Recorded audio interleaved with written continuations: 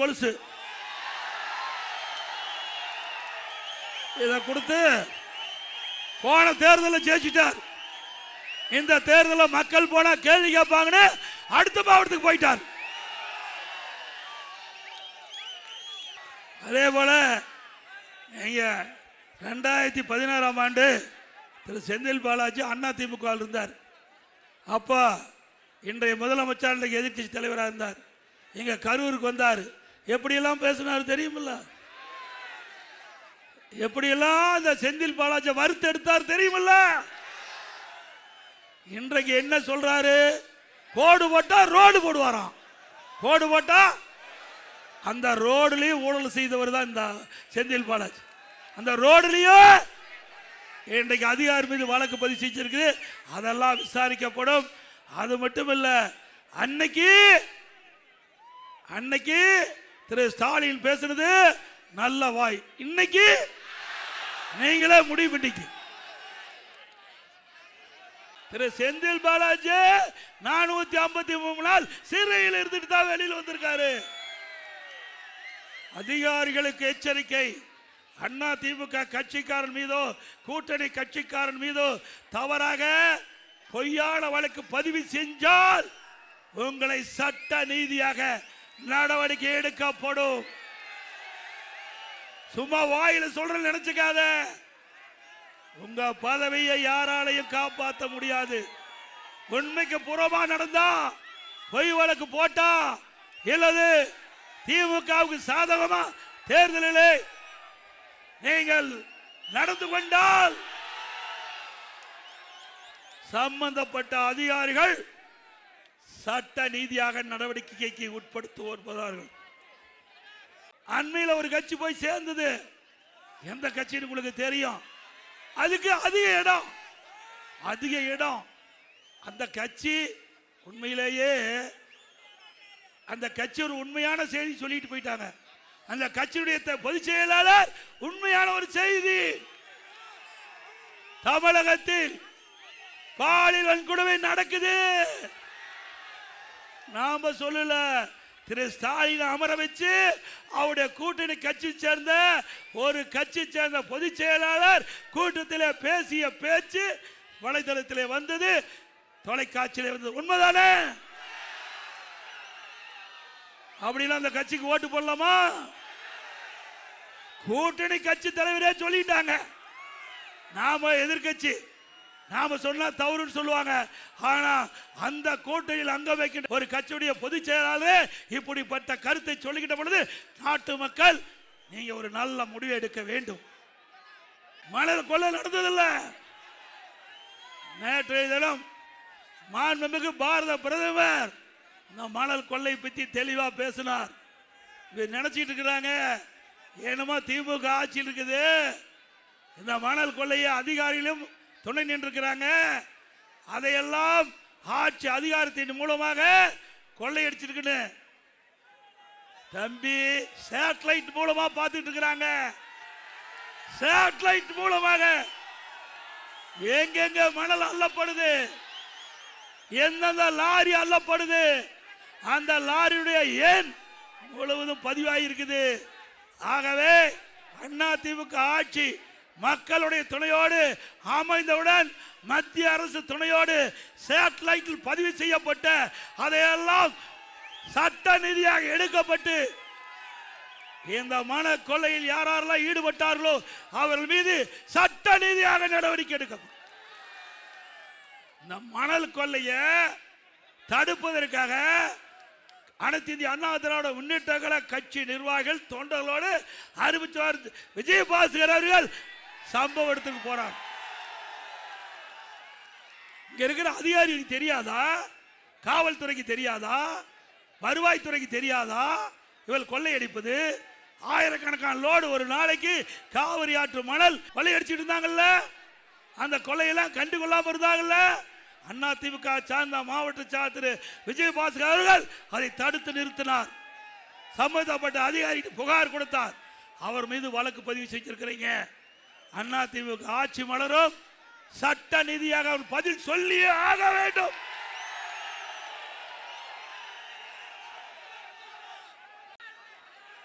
இந்த கரூர் மாவட்டத்தை பொறுத்த வரைக்கும், அதுவும் குறிப்பா கரூர் சட்டமன்ற தொகுதி பொறுத்த வரைக்கும், கரூர் மாவட்டத்தை பொறுத்த வரைக்கும், கரூர் சட்டமன்றத்தை பொறுத்த வரைக்கும் தமிழ்நாட்டினுடைய ஜனநாயகத்திற்கும் பணநாயகத்திற்கும் நடக்கின்ற யுத்தம்.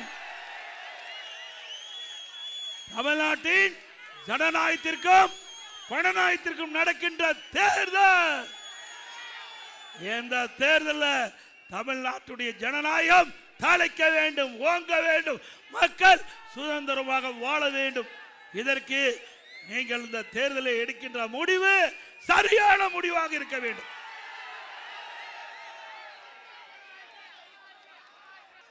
மாற்றுத்திறனாளிக்கான உலக கோப்பை போட்டி நடந்தது. அதுல முதல் பரிசு பெற்ற அணியுடைய கேப்டன் என்று சொல்லி முதலமைச்சருடையும் துணை முதலமைச்சருடையும் போட்டோ எடுத்தாங்க. பாரு,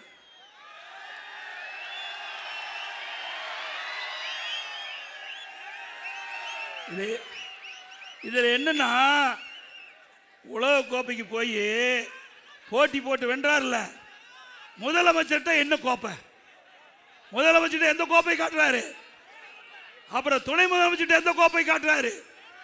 அப்படின்னா பொய் தானே.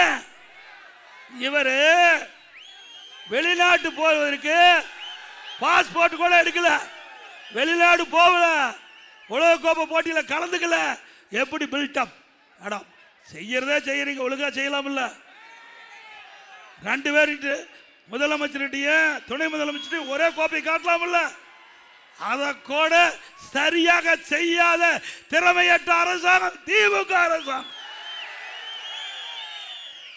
எல்லாம் பில்டப், எல்லாம் போட்டோ ஷூட் போட வேண்டியது, பத்திரிகை ஊடகத்துக்கு அப்படியே வந்து போஸ்ட் கொடுக்கிறது, ஒரு அறிவிப்பு வெளியிடுறது. இப்படியே 5 வருஷம் ஓடி போச்சு, 5 ஆண்டு இப்படி ஓடி போய் விட்டது.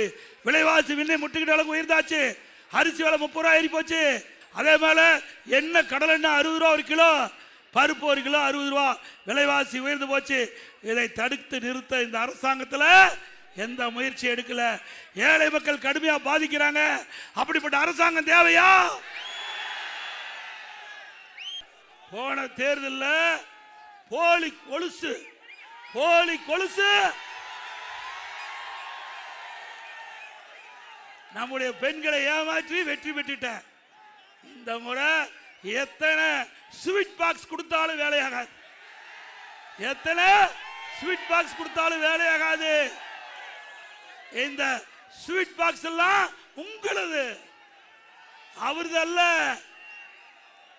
உங்க ஸ்வீட் பாக்ஸ் பேக் பண்ணி கொடுக்கிறார், ஸ்வீட் பாக்ஸ் பேக் பண்ணி, அவ்வளவுதான் அவருடைய வேலை. ஏன்னா தேர்தல் விதிமுறை இருக்குது, அதனால சில மறைத்து பேசுறேன், புரிஞ்சுக்குங்க. இன்றைக்கு மறுமலர்ச்சி திராவிட முன்னேற்ற கழகம், அந்த கூட்டணியுடைய மூத்த தலைவர் திராவிட முன்னேற்ற கழகத்தோடு பேச்சுவார்த்தை நடத்திட்டு வெளியில் வரும்போது அவர் சொல்றார், அழுது கொண்டே சிரிக்கிறேன் என்று. அழுது கொண்டே. அப்படிப்பட்ட கூட்டணி திமுக தலைமையிலே அமைக்கப்பட்ட கூட்டணி. அவர் என்ன பாசத்தோட கூட்டணி வச்சிருக்கிறாங்க. நான் அப்பவே சொன்னேன், நாங்களாம் எதிர்கட்சி வரிசையில் வந்திருக்கிறோம். எங்களோட தான் கம்யூனிஸ்ட் கட்சி அமர்ந்திருக்குது, காங்கிரஸ் கட்சி அமைஞ்சிருக்குது, அப்புறம் விடுதலை சிறுத்தை கட்சி அமைஞ்சிருக்குது. அப்பவே எடுத்து சொன்னோம், நீங்க மக்களுடைய குரலை ஒழிங்க, மக்களுக்கு இருக்கிற பிரச்சனையை சட்டமன்றத்தில் பேசுங்க. நீங்க எதிர்கட்சி வரிசையில் அமர்ந்திருக்கிறீங்க, அப்பத்தான் மக்கள் உங்களை நம்புவார்கள் என்று பல முறை சொன்னேன். அவரெல்லாம் கேட்கவே இல்லை. திமுக அரசாங்கத்துக்கு அடிமையா செயல்பட்டாங்க, வாய் மூடி மௌனம் சாய்த்தாங்க. அதற்கு இந்த திமுக அரசை தாங்கி பிடித்துக் கொண்டிருந்தார்கள். அதற்கு பரிசு ஒரு சீட் குறைவு, ஒரு சீட்டு குறைவு. ஆடு மாடு தான் பட்டியல் அடைப்போம், ஆடு மாடு தான். ஆனா புதுசா கண்டுபிடிச்சிருக்காரு, மக்களையும் ஆடு மாடு மாதிரி ஆக்கிட்டார்.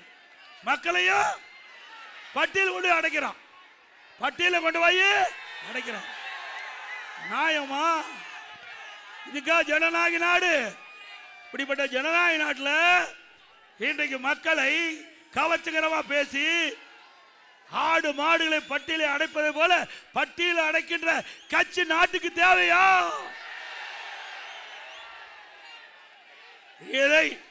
இதை வேடிக்கை பார்த்து கொடுக்கின்ற அதிகாரிகள் சட்ட நீதியாக நடவடிக்கை எடுக்கப்பட்டு விட்டால் அவருடைய பதவிக்கு யாரும் பொறுப்பல்ல. அவரெல்லாம் சட்டத்தை முன் நிறுத்தப்படுவார்கள். சட்ட நீதியாக நடவடிக்கை எடுக்கப்படும். இந்த திமுக கட்சி உங்களை காப்பாத்தாது. இங்க இருக்கிற செந்தில் பாலாஜி காப்பாற்ற மாட்டாரு.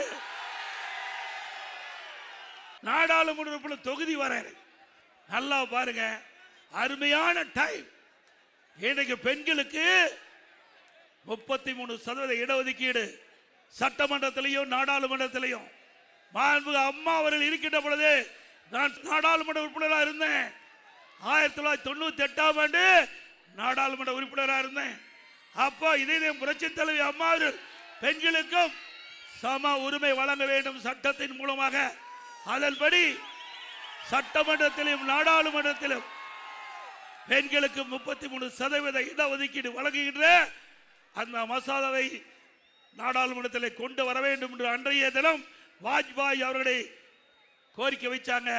மாண்புமிகு பாரத பிரதமர் அன்றைய தினம் இருந்த பாரத பிரதமர் வாஜ்பாய் அவர்கள் அம்மாவுடைய கோரிக்கையை ஏற்று அப்போ இங்க தம்பித்துறை தான் எம்பி, மரியாதைக்குரிய தம்பித்துறை அண்ணன் அவர்கள் எம்பியா இருந்து சட்டத்துறை அமைச்சராக இருந்தார்.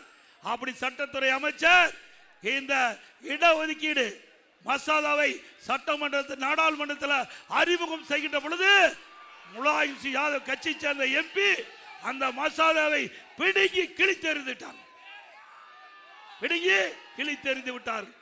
ஆக அன்றைய தினமே அதிமுக கட்சி பெண்களுக்கு 33% இடஒதுக்கீடு நாடாளுமன்றத்தில் சட்டமன்றத்தில் கிடைப்பதற்காக முயற்சி செய்த கட்சி அதிமுக கட்சி.